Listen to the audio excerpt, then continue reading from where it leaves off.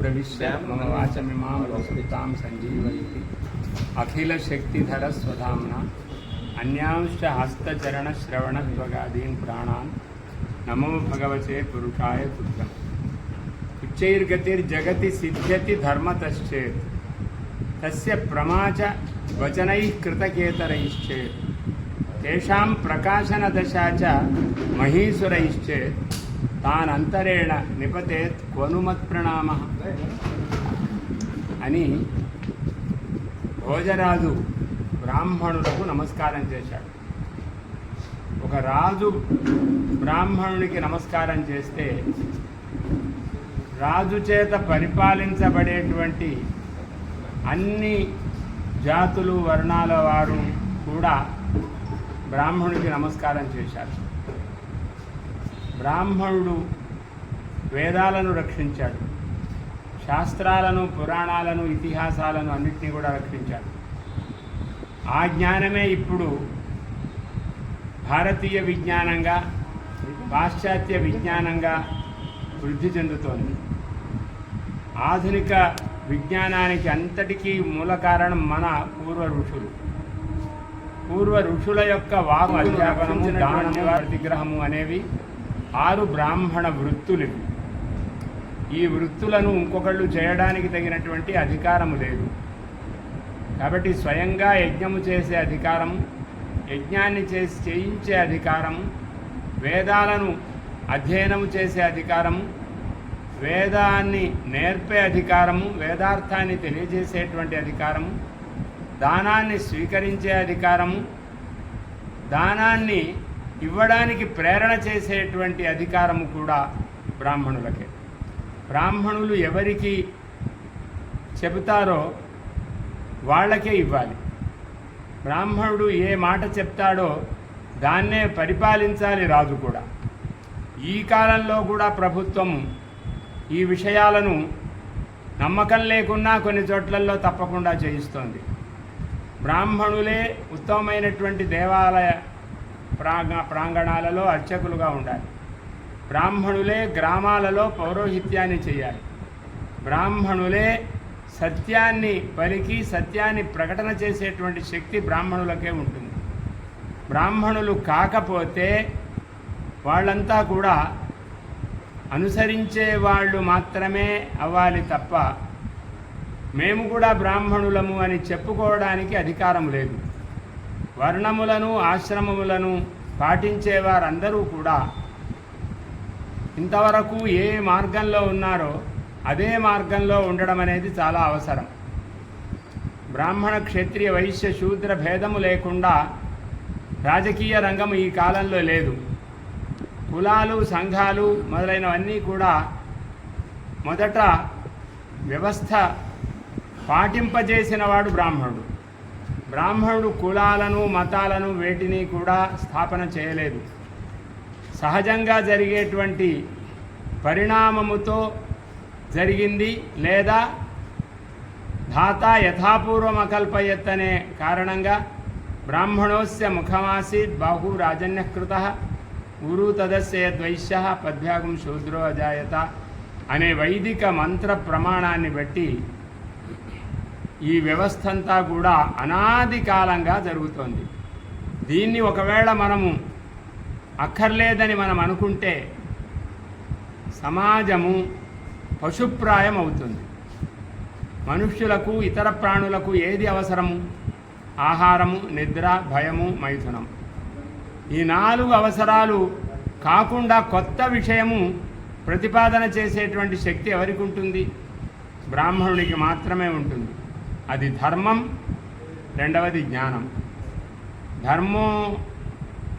ధర్మేణ హీనాః పశుభిః సమానాః, జ్ఞానేన హీనాః పశుభిః సమానాః అనేది మన నినాదం. కాబట్టే మనుష్యులుగా ఏర్పడ్డారు. బ్రాహ్మణులు ఉండడం వల్లనే మనుష్యులుగా ఏర్పడ్డారు. పురాణాలు, ఇతిహాసాలు, ధర్మశాస్త్రాలు ఇవన్నీ ఏర్పడ్డాయి. ఇవన్నీ ఏర్పడడం వల్ల భారతీయ నాగరికత, భారతీయ సంస్కృతి చాలా గొప్పది అనుకుంటున్నాం. బ్రాహ్మణులకు ఎప్పుడూ అహంకారం ఉండదు, రాజ్య పరిపాలన చెయ్యాలి అనేటువంటి ఆలోచన ఉండదు. బ్రాహ్మణులు ఎప్పుడూ నిస్వార్థపరంగా సమాజం కోసము నిరంతరము త్యాగం చేసినటువంటి వాళ్ళే తప్ప ఇటీవల జరిగినటువంటి స్వాతంత్ర్య ఉద్యమంలో కూడా బ్రాహ్మణులే ముఖ్య పాత్రను వహించారు. అనాది కాలంగా చెప్పనక్కర్లేదు. ఇటీవల పుష్కరాలు మొదలైనటువంటి కార్యక్రమాలలో, దేవాలయాలలో జరిగే కార్యక్రమాలలో, ఇప్పుడు జరగబోయే పుష్కరాల కార్యక్రమాలలో వీటినన్నింటినీ కూడా ప్రతిపాదించిన వారెవరు? కాబట్టి బ్రాహ్మణుడు. కాబట్టి బ్రాహ్మణులమంతా మనము నిరహంకారంగా ఒక ఉద్యమంగా మనమంతా కలిసి వేరు కాదు, పురోహితులు వేరు కాకూడదు, అర్చకులు వేరు కాకూడదు, మనము వేరు కాకూడదు, మనమంతా ఒకటి కావాలనేటువంటి ప్రయత్నం ఎక్కడ జరిగినా మనం చేయూతనిద్దాం, మనం సహకారం చేద్దాం, ముందుకు నడుపుదాం. మనము నిగర్వంగా నిరహంకారంగా ఈ భారతీయ సంస్కృతికి మనము మూల వ్యవస్థాకారులంగా ఉందాము. పురాణాలను చెప్పేవారిని కానీ ధర్మాల్ని చెప్పేవారిని కానీ నిందిస్తే ఇంకా మళ్ళీ ఎవరు ప్రమాణమవుతారు? నిందించిన వారు ప్రమాణంగా కనపడతారు, కానీ తాత్కాలికంగా నిందించిన వారు ప్రమాణంగా కనపడతారు. కానీ బ్రాహ్మణుడు చెప్పకపోతే ధర్మము లేదు, వ్యవస్థ లేదు, ఇతిహాసము లేదు, చరిత్ర లేదు. కాబట్టి సత్యాన్ని అందరూ గమనించాలి, సత్యాన్ని వ్యాప్తి చేయాలి. ఆవేశముతో వచ్చినటువంటి భావముతో భేదవాదాన్ని స్థాపించకూడదు. ఆవేశముతో అధర్మ బాహుల్యాన్ని సృష్టించకూడదు. ఎవరు చేసే వృత్తిని వాళ్ళు చేసుకుంటే అందరికీ కూడా గౌరవం వస్తుంది. మనము ఒక వృత్తిని తక్కువ అని కానీ ఒక వృత్తిని ఎక్కువ అని కానీ మనం ఎప్పుడు అనలేదు. భయపెట్టడం జరిగింది శాస్త్రాలలో, కానీ ఎవరి నోటిలో సీసం పోసి వాళ్ళ యొక్క నోర్లను కానీ చెవులను కానీ పాడు చేసినటువంటి చరిత్ర ఎక్కడా లేదు. ఎవరికి ఏ అర్హత ఉందో ఆ అర్హతను పాటింపజేయాలి అనేటువంటి ఆలోచన మన బ్రాహ్మణ విధానములో వివాహాది కార్యక్రమాలలో కానీ మరణము జరిగినప్పుడు జరిగే కార్యక్రమాల్లో కానీ అన్ని జాతుల యొక్క అన్ని కులాల యొక్క సహకారముతోనే మన వివాహాదులన్నీ జరుగుతాయి. ఒక వంశాన్ని మాత్రమే ఒక కులాన్ని మాత్రమే ఉద్ధరించేది కాదు బ్రాహ్మణ జాతి. అన్ని కులాలను అన్ని సంప్రదాయాలను అన్ని జాతులను అన్ని కళలను అన్ని సంప్రదాయాలను ఉద్ధరింపజేసే జాతి బ్రాహ్మణ జాతి అనేటువంటి సత్యాన్ని అర్థం చేసుకోవాలి. చదవకుండా వాగితే అది ప్రమాణము కాదు. చదివి సందేహాలుంటే అడిగితే దానికి సమాధానం చెప్పడానికి తగినటువంటి శక్తి బ్రాహ్మణులకు అందరికీ ఉంది. బ్రాహ్మణాః సంస్కృతజ్ఞాః, బ్రాహ్మణాః వేదజ్ఞాః, బ్రాహ్మణాః ధర్మజ్ఞాః. జయతు బ్రాహ్మణ ధర్మః, జయతు విశ్వధర్మః. బ్రాహ్మణ ధర్మమే కావాలని విశ్వమంతా కోరుకుంటోంది. దానికి సహకరిద్దాం అంతే తప్ప మనకు భేదాలను పాటించకూడదు. విశ్వములో ఉండే వాళ్ళమందరము కూడా మనము ఒక జాతితో ఒక వ్యవస్థతో పెరిగాము. జాతి వ్యవస్థ లేని అవ్యవస్థలో మనం ఉంటే మన భారతదేశానికి కానీ భారతీయ సంస్కృతికి కానీ గౌరవం ఉండదు. ఈనాడు మన ప్రభుత్వ అధికారులు చక్కగా భారతదేశానికి గౌరవాన్ని కలిగింపజేస్తున్నారు.